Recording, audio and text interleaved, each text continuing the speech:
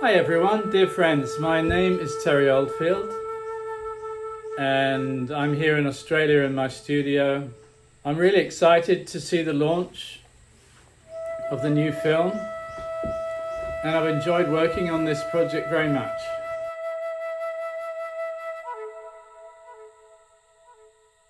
I first discovered the flute when I was travelling in the 70s in Greece and fell in love with the instrument.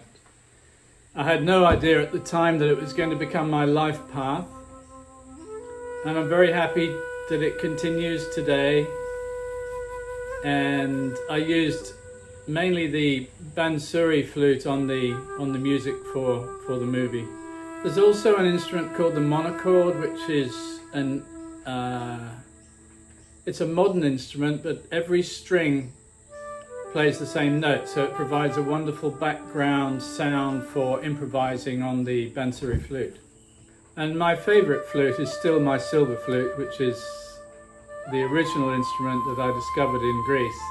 I enjoy that because it's got a kind of purity to it, although the Bansuri flutes, bamboo flutes, have a bit more expression.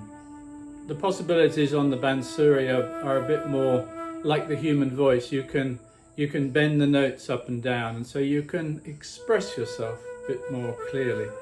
But the silver flute still has that purity of tone that I still love.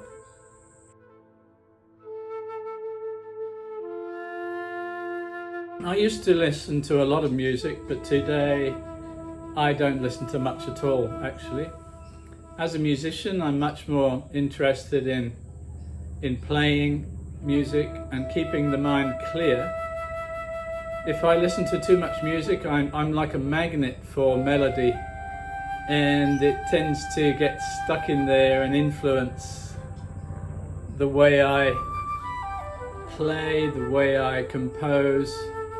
So I prefer to be empty, allow the flow of the universe to come through an emptiness rather than something which is already half full.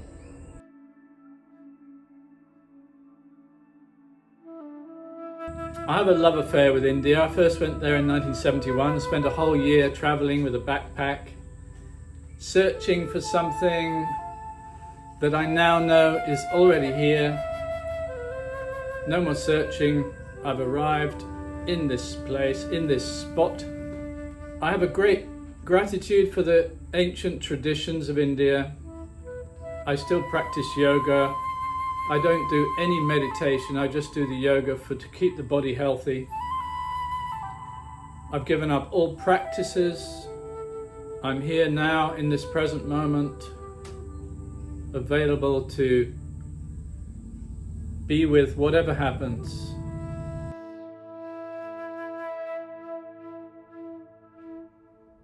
I first started reading Carlos Castaneda's books in the late 60s, early 70s, and we owe him an enormous debt of gratitude for giving us putting a question on reality, because we tend to have this agreement that things are the way they are, and they are certainly not fixed like that, which I've discovered as I've gone on into later life. It's becoming clearer and clearer to me that we're in a deep hypnotic trance, living in a holographic universe, and the flexibility of experiencing that is open to us if we are able to stop the world and go against the general agreement,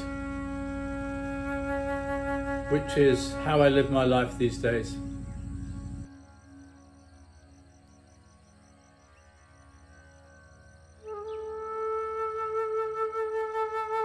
Yes, stopping the internal dialogue is the key to everything, but can I just say that we cannot stop it.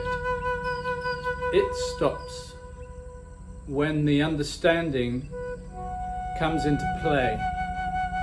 Understanding is the key to stopping the internal dialogue. This is what I've discovered.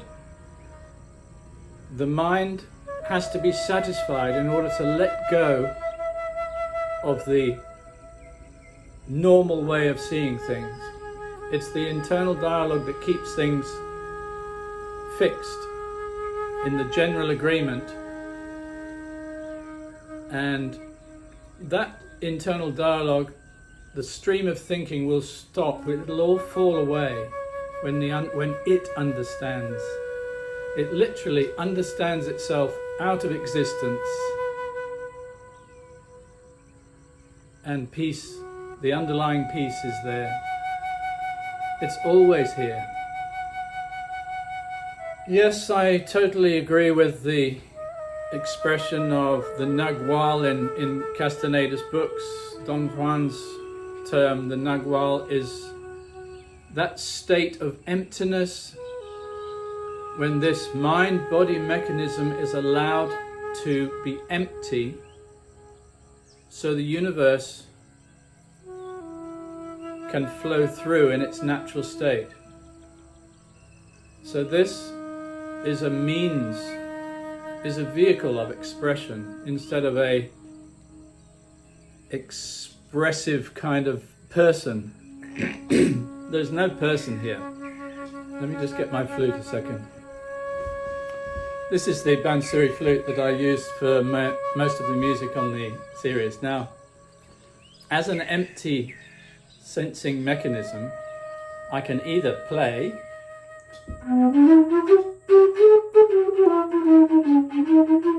or I can allow the playing to come through.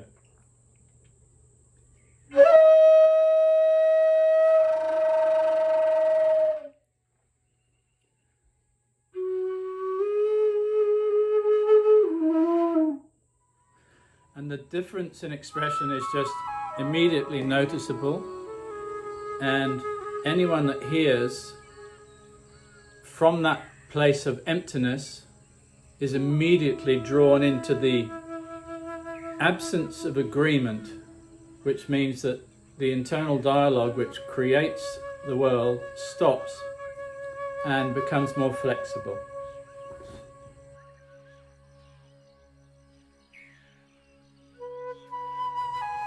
Well, the key to happiness is acceptance, having things exactly the way they are, being available and trusting that in this present moment, everything is exactly as it's supposed to be. Imposing the will upon it, setting a direction, is like swimming upstream. And the key to happiness is surrender to this. This is it. I hope you all have a great Christmas and a Happy New Year. Namaste.